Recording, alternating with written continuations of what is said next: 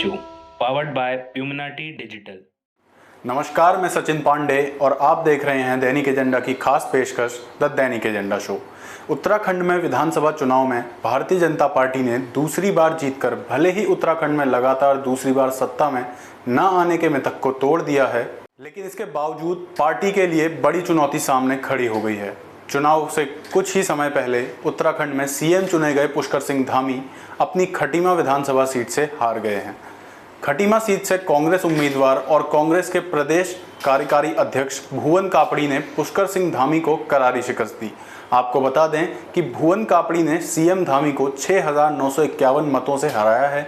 Khatima seat पर कुल 91,332 मतों में सीएम धामी को 40,675 वोट मिले। वहीं कांग्रेस के भुवन कापड़ी को 47,626 वोट मिले। बीजेपी उत्तराखंड में लगातार दूसरी बार अपना परचम लहराने में भले ही कामयाब हो गई है, लेकिन सीएम धामी के अपने ही विधानसभा सीट खटीमा से हारने के बाद अब बीजेपी पार्टी के पास एक चुनौती खड़ी है कि अगला सीएम का चेहरा किसे चुना जाए। उत्तराखंड में बीजेपी ने अपने 5 साल के एक कार्यकाल में 2 मुख्यमंत्री बदलने के बाद पुष्कर सिंह धामी को जिस तरीके से तीसरा सीएम चेहरा घोषित किया था, उससे ऐसा संकेत मिला था कि यह बीजेपी की उत्तराखंड में खास रणनीति है और अगर पार्टी जीतती है तो पुष्कर सिंह धामी ही अगले मुख्यमंत्री होंगे। लेकिन सीएम धामी के खटीमा विधानसभा सीट से हारने के बाद अब ऐसा नहीं लग रहा। हालांकि 2022 विधानसभा चुनावों में सीएम धामी के नेतृत्व में बीजेपी को प्रदेश में बड़ी जीत हासिल हुई है।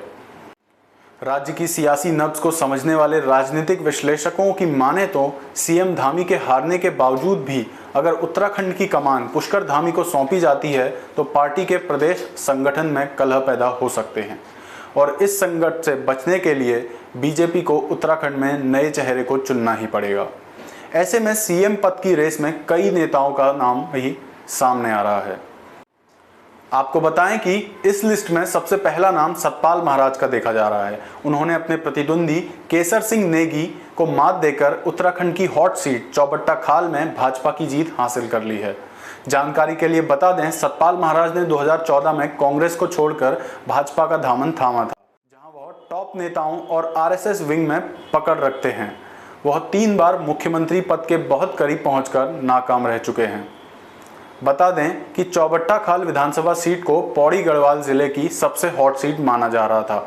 यहां से कैबिनेट मंत्री सतपाल महाराज चुनावी मैदान में थे और उनके खिलाफ कांग्रेस से केसर सिंह नेगी मैदान में थे।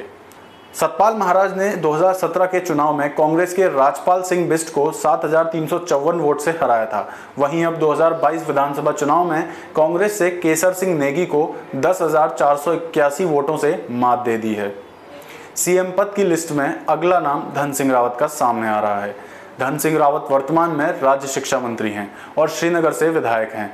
उत्तराखंड में धन सिंह रावत एक सामाजिक कार्यकर्ता के रूप में पहचाने जाते हैं। जुलाई 2021 में जब सीएम पद के लिए धन सिंह रावत का नाम चला था, तब सीएम पद की गेंद पुष्कर सिंह धामी के पाले में पड़ी थी और इस बार फिर उनका नाम रेस में शामिल हुआ है। इसके अलावा केंद्र में रक्षा राज्य मंत्री और उत्तराखंड से लोकसभा सांसद अजय भट्ट का नाम भी मुख्यमंत्री बनाए जाने को लेकर चर्चाओं में है। 1980 में सक्रिय राजनीति से जुड़े अजय भट्ट वर्ष 1985 से भारतीय जनता पार्टी युवा मोर्चा के जिलाध्यक्ष व भाजपा कार्य समिति के सदस्य बने और फिर संगठन पर उनकी पकड़ और कार्यशैली से प्रभावित होकर पार्टी ने उन्हें जल्द ही प्रदेश मंत्री और महामंत्री के पद की जिम्मेदारी सौंपी। इसके बाद वर्ष 1996 में पहली बार रानीखेत से चुनाव जीतकर उत्तर प्रदेश विधानसभा में रानीखेत क्षेत्र का प्रतिनिधित्व किया। 2002 से 2007 तथा 2012 से 2017 तक रानीखेत विधानसभा का पुनः प्रतिनिधित्व कर उत्तराखंड विधानसभा में रानीखेत क्षेत्र का प्रतिनिधित्व किया। 2015 में अजय भट्ट को नेता प्रतिपक्ष के साथ साथ सर्वसहमति से भाजपा प्रदेश अध्यक्ष की दोहरी जिम्मेदारी भी दी और अजय भट्ट ने बूथ स्तर तक पार्टी को मजबूत करने का कार्य किया, जिसका परिणाम यह रहा कि प्रदेश में भाजपा ने 57 सीटों पर परचम लहराकर सरकार बनाई। अजय भट्ट 2019 में 17वीं लोकसभा में नैनीताल उधम सिंह नगर से पहली बार सांसद चुने गए। इस चुनाव में उन्होंने उत्तराखंड के पूर्व मुख्यमंत्री हरीश रावत जैसे दिग्गज को लगभग 3.5 लाख वोटों से हराया था। तथा प्रदेश में सबसे ज्यादा मतों से जीतने वाले सांसद बने। इस लिस्ट में अगला नाम अनिल बलूनी का आ रहा है। अनिल बलूनी का नाम पहले भी सीएम पद के लिए लिया जाता रहा है। अनिल बलूनी के बारे में जानकारी है कि वह गृह मंत्री अमित शाह के करीबी हैं और उत्तराखंड निवासी हैं। अनिल बलूनी एक पत्रकार भी रह चुके हैं और उनकी पार्टी में भी अच्छी पकड़ है। इसके साथ ही वह उत्तराखंड के लोगों की नब्ज टटोलने में माहिर हैं। ऐसे में उनको भी सीएम पद के लिए चुना जा सकता है।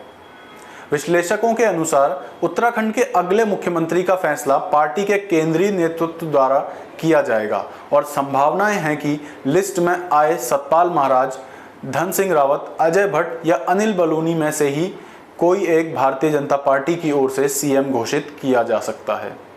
आपको क्या लगता है, इस बार कौन सा चेहरा सीएम बनकर उत्तराखंड की सियासत संभालेगा और आप किसे उत्तराखंड से सीएम पद पर देखना चाहते हैं? अपनी राय कमेंट बॉक्स में जरूर बताएं। ऐसे ही इंफॉर्मेटिव कंटेंट के लिए जुड़े रहें हमारे साथ और लाइक और सब्सक्राइब करें हमारा चैनल दैनिक एजेंडा।